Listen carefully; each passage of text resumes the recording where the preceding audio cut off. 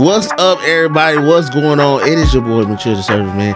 We are back for another episode of Rap-Ology, where we sit down, we break down music, we do album reviews, and we sit with the best of the best indie artists out here. You know what it is, man. You following me, it's only two ways you can be tapped in right now in this podcast, and I ain't even go tell you, but I'm going to tell you because you need it anyway. The first way is through the Maturity Productions Network, which is on all streaming platforms. Okay, that's your Deezer, your Spotify, your iHeart, your Apple Podcasts, your Google Podcasts, your granddaddy's truck F-150 radio that only got the AM, FM on it. You know what it is. The second way is through the YouTube channel, watching us right here on our faces, seeing him, seeing me. That's how you do it on the YouTube channel, Maturity Productions, where you can like, subscribe, and notify yourself so you don't miss not an episode of this or the movies or the show or the podcast. Tap in. Don't make me have to say it again. Let's get into this show, man. It is your boy Edgewood Dolla.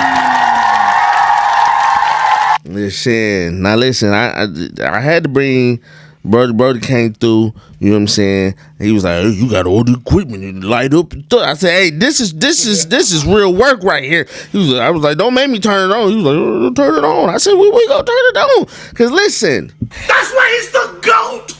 The GOAT. Okay. One more Edgewood Dolla is in this mug, man. Edgewood, bro, how you feeling, man? Good to see you, brother. Man, it's good to be seen. Good to be seen. It's been a minute. I have not seen you since we got done with wrapping up Leopard, which y'all gotta go check out 41,000 on YouTube. Check out my man King Louis right here.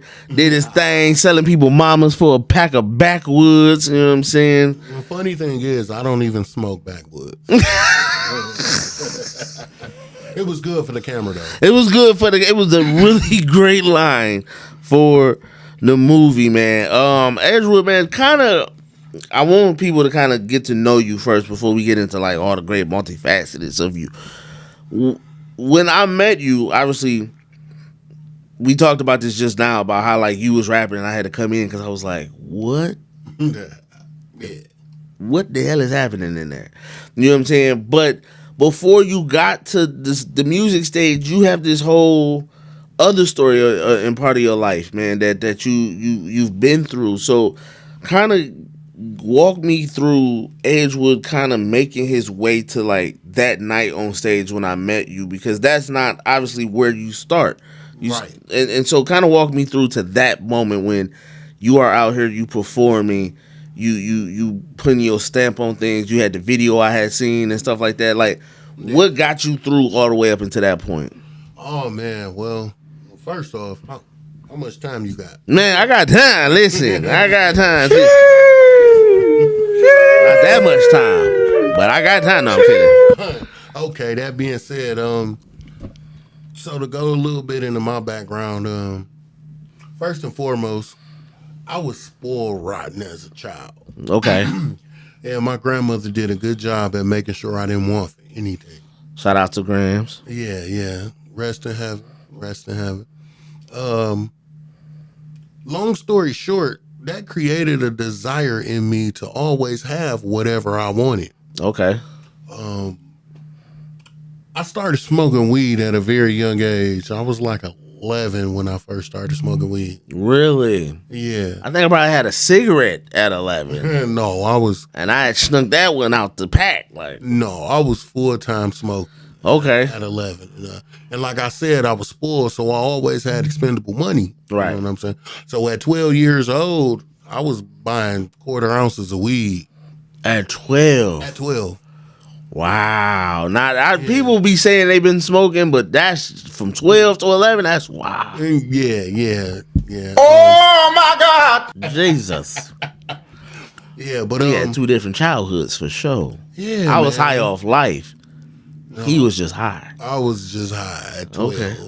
It's sad. It's not nothing to glorify that I glorify at all, but it's your experience though. That our environments shape us. Yeah. Whether we, again, like you said, we don't glorify, but it's like, this is what was around me. This is what built, you know what I'm saying, was in my system. So right.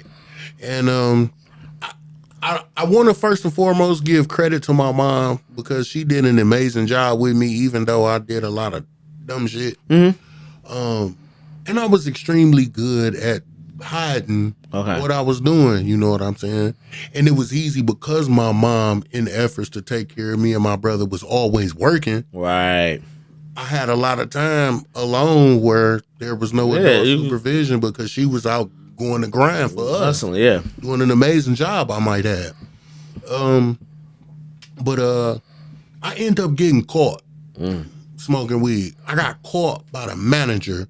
Okay, so my name is Edgewood Dolla for one specific reason. I grew up in Edgewood Park Apartments.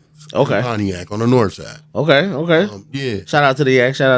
You know it. Yak Town don't back down. Shout out to them. Yeah, yes, sir. So growing up over there and my mom being gone all the time, I was left to my own devices. And the manager lived in our building. And one day she called my mom and was like, girl, you need to put a towel under the door or something for that weed smoking. Well, like, it's loud. My mom don't smoke. Oh my God! The twist of the century.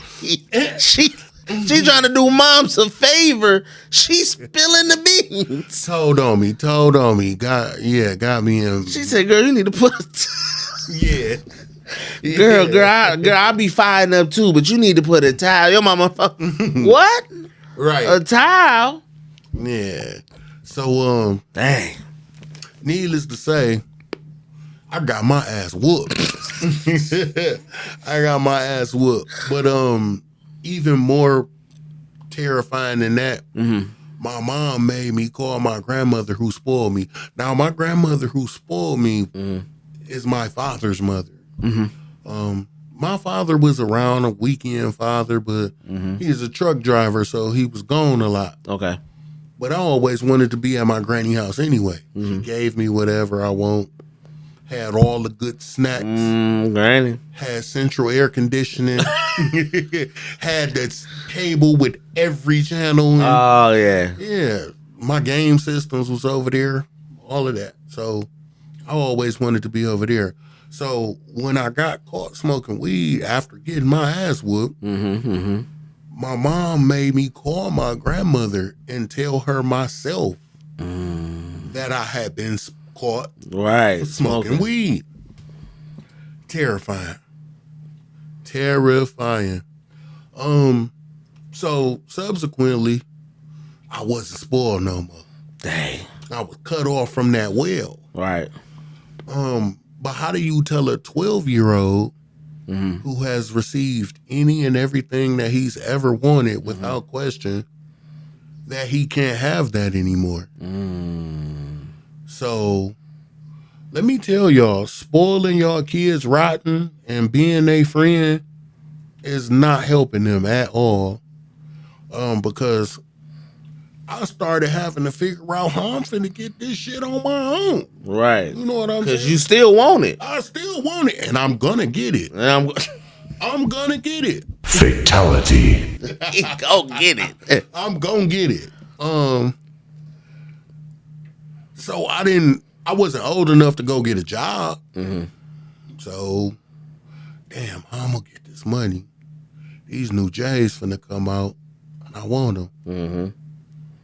And I need another controller for my PlayStation. I always need one for that. Damn. Billy I go to school with, he got a controller for a PlayStation. I'm going to go break in Billy's house, and I'm going to take that controller.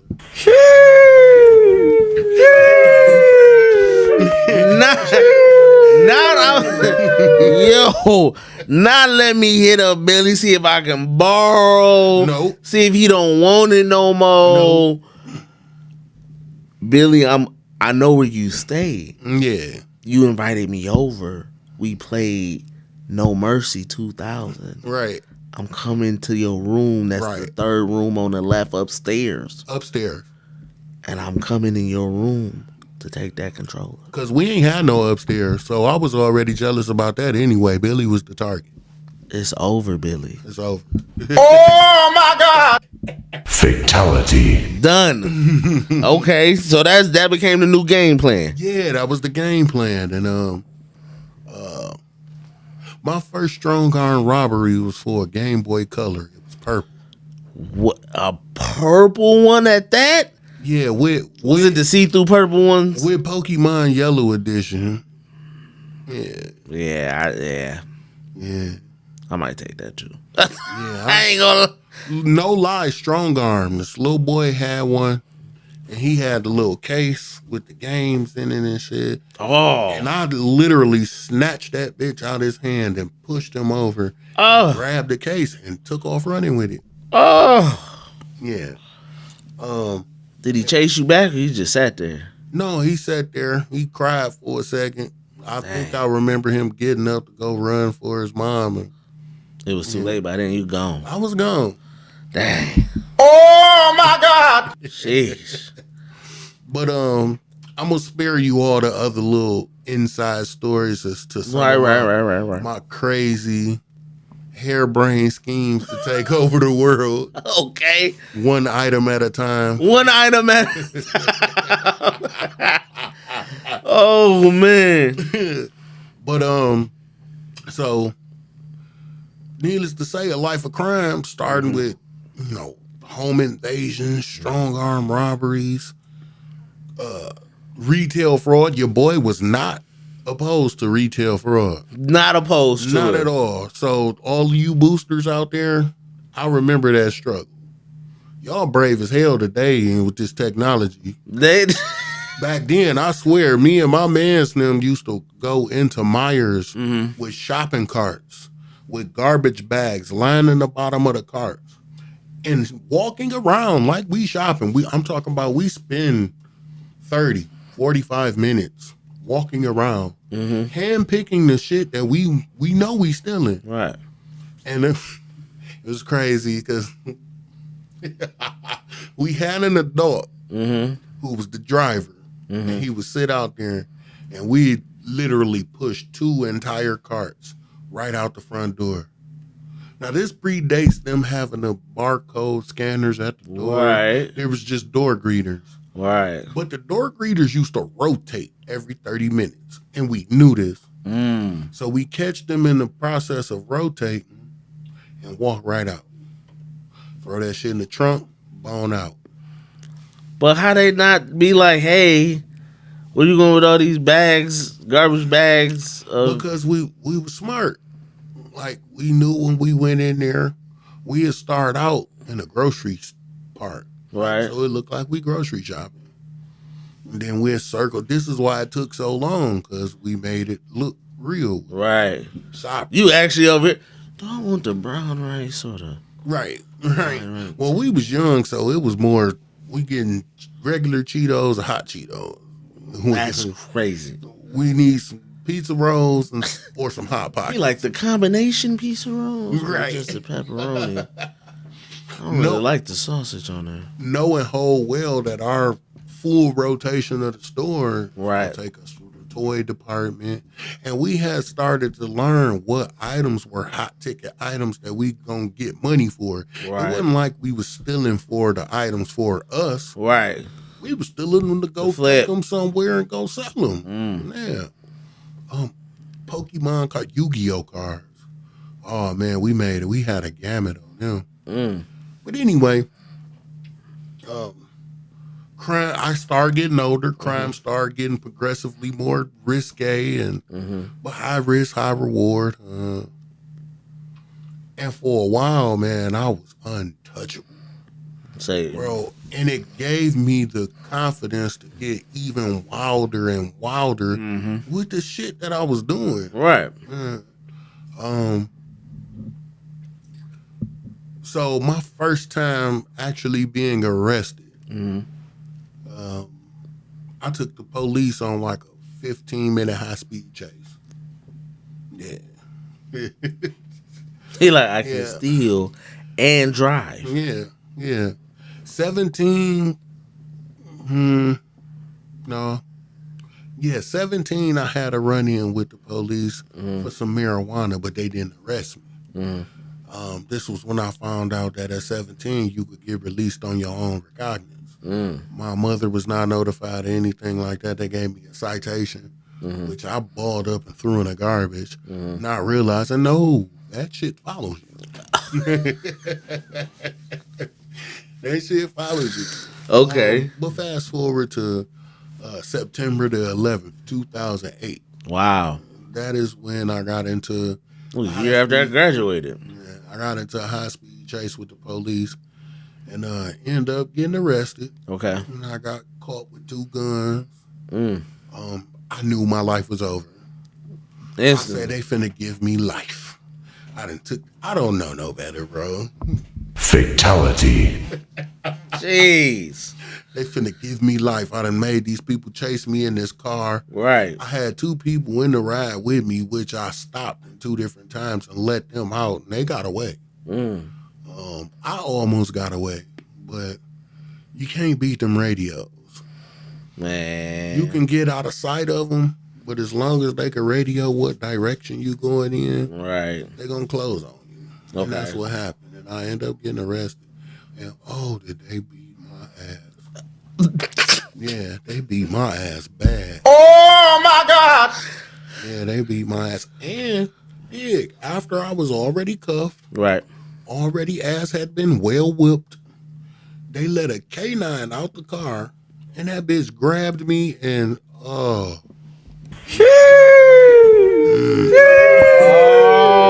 my God, that's it. What they call that? Injury to insult to injury. Like, bro, they just got you. Then, all right, pick. Get Roscoe, bro. No, I'll never forget that dog's name, bro. K9 Officer Bantay. Bantay. Have no clue what the fuck that means. What its origin is. Bantay. Yeah. That sound like a lethal name, bro. Listen, I from some like Congo jungle fighter. Yeah. Bantay. Right. Like that nigga fighting in the Kumite. You know what I'm saying? The Kumite. Bantay. Yeah. Jeez Louise. What? Yeah. Dog fucked me up, man. It grabbed me on the back of my arm right here. Oh. Then I ain't gonna lie to you. I'm screaming like a motherfucking, like opera. Like a newborn baby. Oh. Yeah. Like how my man's was on Nutty Professor. Right. When the hamster got him. Mm-hmm. Sheesh. I'm like, get this bitch off me. Get it off me. It released me and then go grab me on the back of the thigh. Yeah. Bro, that was some excruciating pain. Bro. Yeah. Yes, you are talking about. Yeah. Jokes aside, you are talking about one being brutalized by the police, which they not about to hold back no punches. No. Sticks or everything. They giving you the business. They don't care where they hit you and how it's landed. Oh yeah, they worked me over good. Then to get the dog, let it get you once for however long that felt like forever. Then to just, all right, come on, go ahead and get some more. Right. Leg.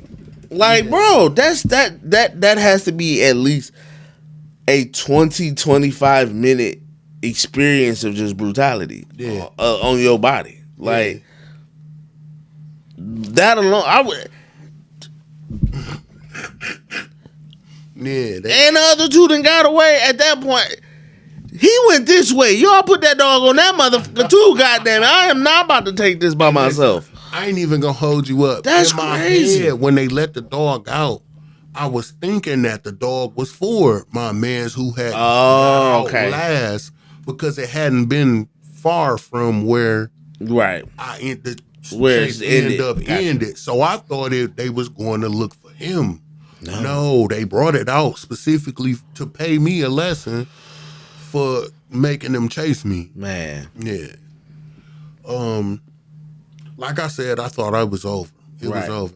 I sat in jail for like 45 days and I got released on a personal bond. Okay. Was supposed to go back for sentencing. But I got gingerbread in my blood, so you got to catch me if you can.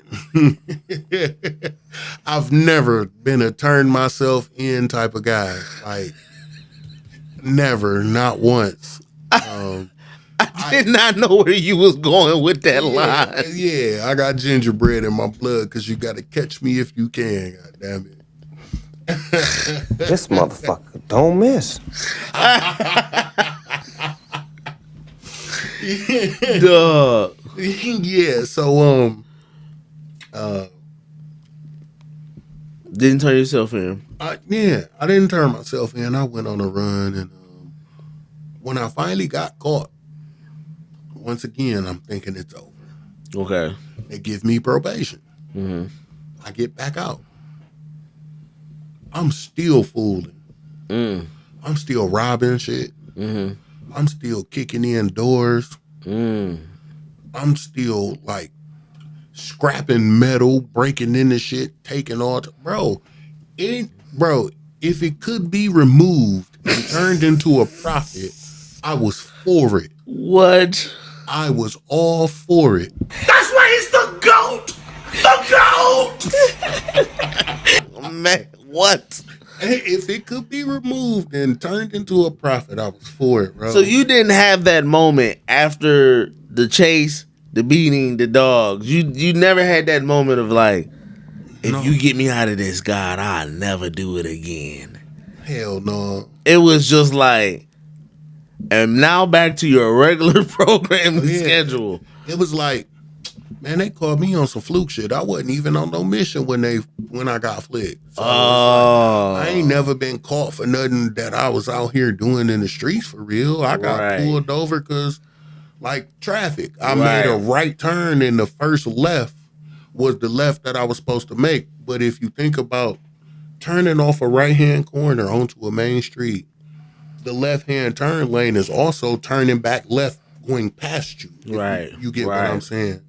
So I made the right, hopped in the left-hand turning lane, and another vehicle was merging into the left-hand turning lane, and we was coming head on. So I hurried up and made my left turn. It was the police. They whipped around, busted a U-turn, and got behind me and hit the lights. Yeah. So it was completely circumstantial. Right. You know here it is. I'm just trying to avoid a head-on collision. Right. They perceive it as driving erratically. Anybody could have did it. Well, you drove erratically, all right. I end up driving erratically for sure.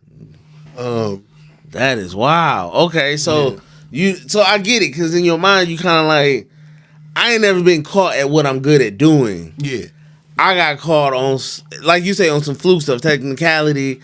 It was some, but as long as I'm doing my actual gig, I ain't never been touched. Nope. So let me just go ahead back to that, because all I got to do is just not get it dry better, make sure I turn better. I get the separation in your mind as to like, I'm going to keep going because I got you.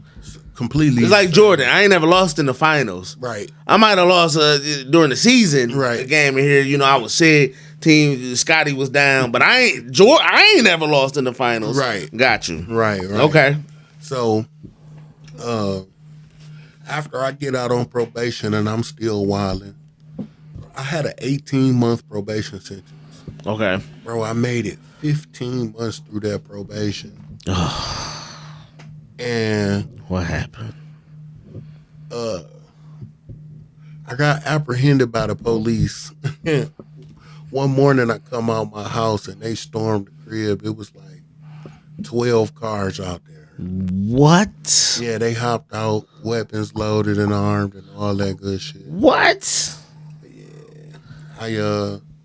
Did you know that they was like looking for you at that time? Like that they was? I didn't. Wow. I didn't. The reason they knew where to come get me and what they was looking for me for is because I made a super stupid mistake. Oh, another technicality. Yeah.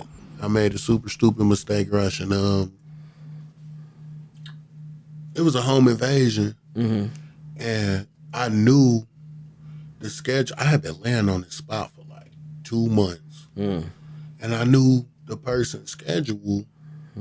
And the optimum time to hit the lick was gonna be right before they was getting off of work.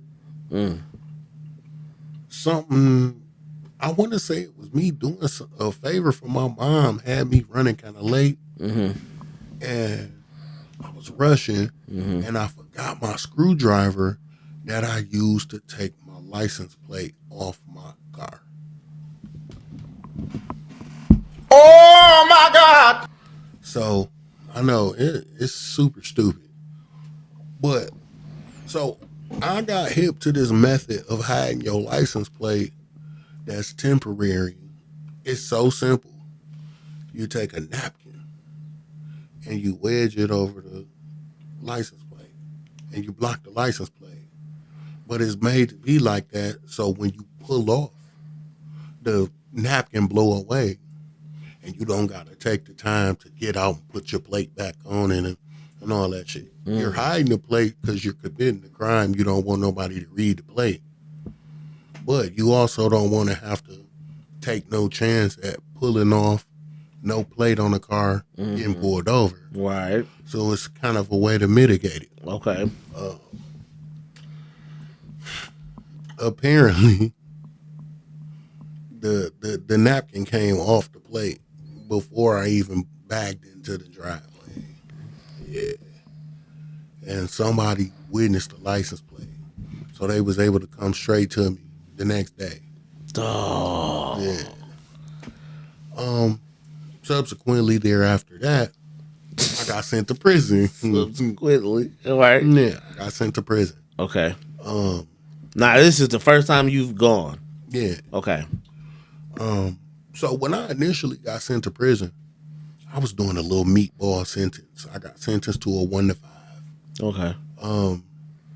But unbeknownst to me, they started to corroborate one crime with other light crimes, and they start opening cases on me. Fatality. Oh, my goodness. Yeah, so they start opening these cases on me, and I end up having like 6 or 7 open felony cases. On that one. Yeah. But remember, Okay. I'm good at what I do. Right. So even though they bringing me up on these cases, they evidence is so shoddy and circumstantial that they only kind of mirroring, like, oh, this is a singular crime. Right. Adjacent area. They don't have no concrete, nothing. They have no concrete. They just got shadows of like, don't this look like this? Exactly. And you like, hey, that ain't enough. That's why he's the GOAT! Right. The GOAT! Okay. So I'm fighting all of these cases. Okay. I'm not pleading out to anything. Gotcha. But the way incarceration works, when you get sentenced to go to prison, that sentence supersedes any county time. So you get sent to prison, but when you still have open cases, you get sent on what they call a writ, where they'll pack your shit up at the prison you at, and you ride back into the county jail of whatever county is charging you, and you be in the county jail going through the court process. Right. So I was going back in my first year, a little over a year in prison. I was bouncing back and forth from prison To the county. Okay. prison to the county, prison to the county. But I'm knocking these cases down one by one. The last case that I was fighting, they had a little bit better than circumstantial evidence. He did knock all these down. Yeah. And he just get to this, we like, Yeah. but this one they They had. had a little bit better than circumstantial. But mind you, it's still shoddy enough that I'm fighting it. Okay. Now, mind you, I'm doing this with a court-appointed attorney, but I've never been a slow individual. I've always been Very, intelligent, very well spoken, intelligent. Yeah, very Ever intelligent. since I met you, yeah. very articulate. And This they say niggas go to prison and start reading. Oh yeah, get dictionaries smart, and come out of prison. No, yeah. I was this before that. Okay. I was always this. Got Anybody who know me, This motherfucker don't miss. anybody who know me from childhood will tell you I've always been super intelligent, super Right. articulate. It's some shit that my mother instilled in me. Mm-hmm. But I'm not representing myself, but I'm fighting this case. Right. Telling this attorney what all to do myself. Right. So I'm Basically, Really doing it representing yourself. Yeah. Long story short, by the time this case came around to properly being litigated, I had already came up on my minimum sentence for what I was in prison for. So it was coming time for me to see the parole board. Okay. But when you go see the parole board, they will not grant you a parole if you have any open felony cases. Okay. So me knowing that their case is not strong at all, and it was what they consider to be a violent crime, Okay. but it wasn't strong at all. So I told the lawyer, I say, look, I'm finna come up on seeing the parole board. I know Oakland County only won a conviction. I'm not trying to. They kept stretching the court dates out, trying to get me to break because they know I'm about to see the parole board. Yeah. Oh my goodness. Yeah. The games, the my psychological games in the system, man. God damn. Okay. We gonna have to do a whole nother episode on just the whole process and the shit that you don't think about as far as prison is concerned. Right. People think they ship you off and lock you in a room or something, and that's that. You on timeout. Right. It is so much deeper than that. So much deeper, so much more layered. So much yeah. psychological trauma that they instill on you, and situations where they try to breed the tension between you and other inmates and shit. Right. It's really fucked up for real. Okay. All right. So parole is coming up. We got the open case. What did you do? So I copped out. Okay. I told them, I said, it was contingent though. I will give them a conviction with the caveat of them reducing the charges to a nonviolent crime and giving me the same amount of time that I was already serving. Okay. And run it concurrent and give me credit for time served. Gotcha. So now y'all get your conviction rate, but I've already done the time for it. Right. My clock won't restart. It's Eh. a win-win. That's why he's the GOAT! The GOAT! This motherfucker don't miss. Golly, bro. Yeah. What? I know this is Rapology, and we go really get into some music, your music career. At this point, you should be a public attorney, boy. What are you doing? Like, Man, you over here flip. and remind you, I'm learning all of this shit as I go. It's all on the fly. Oh, so you don't? It's not like you had this previous knowledge. You are Not at all. doing the homework while you trying to. I'm fighting for my life because they not gonna do it for me. What? If I don't put that work in, I'll sit in this motherfucker forever. One time for Edgewood and his geniusness, bro. But that's the determination. Exactly. Like, there's so many people, man, like, especially nowadays, these young dudes that's getting locked up, like, they going in with no knowledge of this system. They don't know what to do. They letting the public defender just say whatever on their behalf. Like, they doing years on years on years. And granted, for whatever some of the stuff they doing, okay, cool, but Right. it's like, bro, to be in my mind, it's like if you go live that life, if you go walk that path and do that journey, you gotta know not just the side that you on, but the side the opposing side too. Right. It's just like in basketball, if you go you know what you and your team can do, Right. but you watch film to see what the other team do because you need to know their playbook. So for you to be like, okay, yeah, I can easily I think got caught up. They got me. And you just be like, well, that's it, because all you know is your stuff. Yeah. But for you to take that time and be like, look, I gotta get out of here, and I got all this stuff working against me, Yeah. and I need to learn their playbook as fast as possible so I can know how to rewire and reshape this destiny that's basically being planned out for me. Like, bro, what? Bro, again, Gratitude, bro. insanity, bro. Insanity. So, okay, so now what happens after this? All right, so I give them their conviction.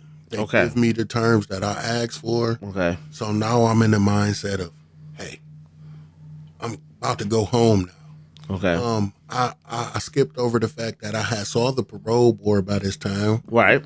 And I got a flop. Okay. Because I had the open felony. But now I'm like, nah, I got it over with. They gonna call me back Okay. and they gonna give me a parole. I'm on my way home. Wrong. Bro, would you believe that they pop up on me yet again with a fresh armed robbery case?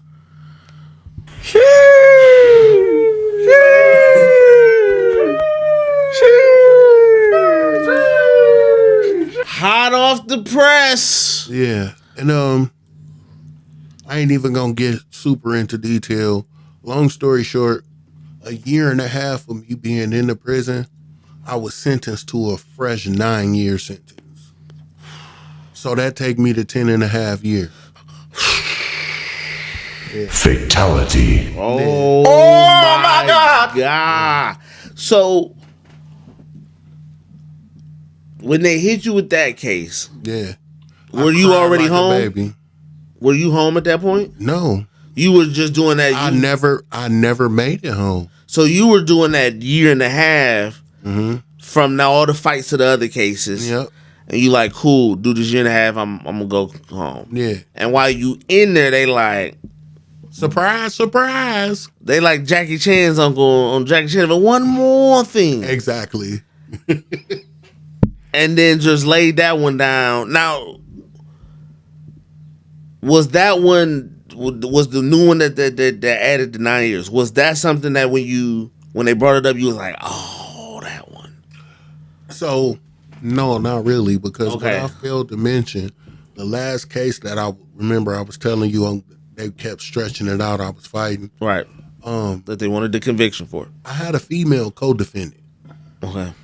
and long story short, on that case, she had turned state's evidence on me, and she got out of that. Gotcha. But when they couldn't get the hard sticking conviction that they wanted, she opened up about yet another case. I ain't even got a button for it. Yep. What? Yeah, she opened up about another case after they and it was like you already had got yourself off that first charge by turning state's evidence on me. Oh, but that wasn't enough. You trying to get some more time off some shit that you got convicted for that ain't even have nothing to do with me. Yeah, but long story short, she ended up telling on herself and got herself a 7-year sentence along with getting me 9 years. Oh. So that shit backfired. See, she was trying to turn evidence again by divulging this information. Right. But they was like, no, you're a co-conspirator. Flipped it. Again, the system Yeah. flipping it on you because, and again, people don't think about that. It's like they think, okay, if I give up my mans and boom, I'm going to tell on him. And they like, nope, thank you, because we did get him. Right. We also using this against you. Like, Exactly. oh my It's a God. cold game. Fatality. Jeez Louise. Yeah. So, okay. All right. I'm sorry. Yeah.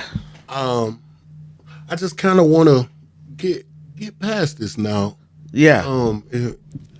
If it makes sense, I end up spending 11 years of my life incarcerated Wow. for decisions that I made. Yeah. But to circle back to that 12-year-old me who was getting high, Right. I was very much composing music back then. I forgot to mention the fact we got so stuck in the fact of Yeah. No. That's the smoking setup weed. for everything. Exactly. For sure. Yeah. But that 12-year-old me getting high, I used to get high and I freestyle. I used to get high and I write rhymes down. So my mom had a boyfriend around that time who was a cousin to some local Pontiac rappers out of the projects. Okay. Them Low Life Dogs. Shout out Low Life Dogs, LLD for life, you know. Rest in peace, Freak. But yeah, dog, to sit in a room with the niggas who was playing through the radio, it did something to me at a young age. Okay. You know what I'm saying? Okay. Like, these niggas was family, but in my mind, because they was playing through the radio, they was superstars. Right. You know what I'm saying? That makes sense. That makes Yeah. sense. That makes sense. Yeah. Yeah, these niggas are superstars sitting in my living room playing Madden and smoking blunts and shit Okay. with my mama boyfriend. But I'm hearing the music. I'm hearing them put shit together. You know what I'm saying? Right. And it gave me the bug. So I started writing. Oh man, I was so violent at a young age. All I rapped about was shooting guns I and mean, shooting people and shit. yeah, I'm about to say you was just rapping about taking Billy stuff. Yeah. Yeah, man. But because I will always gravitate towards older individuals, I feel like my music has always been, like, no pun intended, mature. Right. Man, I've always felt like even back then, my subject and my content matter was like adult as hell. Right. I wasn't doing none of the shit like for real that I was talking about as far as like shooting people. Right. But I was wilding in the streets. Okay. Man, I started toting a pistol at about 13, 14. Yeah. For no reason at all. Other than to say that I had that bitch. Right. And I let it ring too. Because This motherfucker don't miss. I don't. I really and truly don't, because like my uncle, when me and my brother was 9, 10, 11, around that age, Right. my uncle introduced us to like pellet guns, Okay. but not just to have, like shoot targets. Hit this, hit that. Right. Can you do this? And then he started stepping us up. We go from pellet guns to 22s to, Okay. you know what I'm saying? Getting all the way up to like 30-06s and shit. Well, okay. Yeah, you know, target shooting. So Right. And I've seen like 8, 9-year-old girls with rifles, just full blown, and just can shoot because they getting taught at a young age. Yeah. hell yeah. So that also incorporated into me being a wild boy, because I had this infatuation with guns that was so innocent in the eyes of like my uncle. He's a sportsman. Right. He told guns for a protection, of For course. sure. Right. But it's a sport. But it's a sport for him. Right. No, I'm in these streets. This is a tool of power. It's a master key. So I can open shit up with this. You know what I'm saying? So that also painted a lot of the music that I was creating because of my infatuation with the gun. Right. And what I knew that it could do, what I knew it was capable of. Right. I remember the first time I let one of the guys I was talking about out the rap clique earlier, I let him hear my music. At that time, I was probably about 15. Okay. And he was like, damn, Leon. My middle name, Leon. My mama called me Leon. Okay. All of the family that know me from my mama's side, they call me Leon. Okay. Like, damn, Leon, you cold. But nigga, why you so violent? Nigga, Okay. hell, nigga, why you so violent? Like, the bars is there. He like, but it's really aggressive. Yeah, but you angry. And why you cussing so much? Okay. You know what I'm saying? So that was one of the first critiques I got about my music. Like, all right,